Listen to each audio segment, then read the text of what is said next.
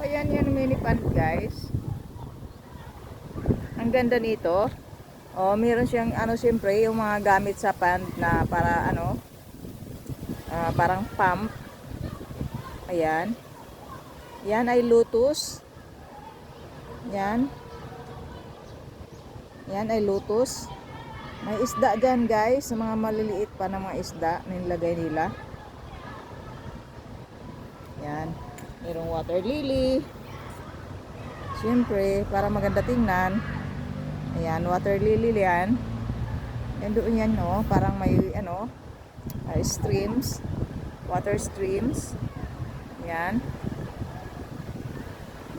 Ang ganda. I like this place, guys. I really like this place.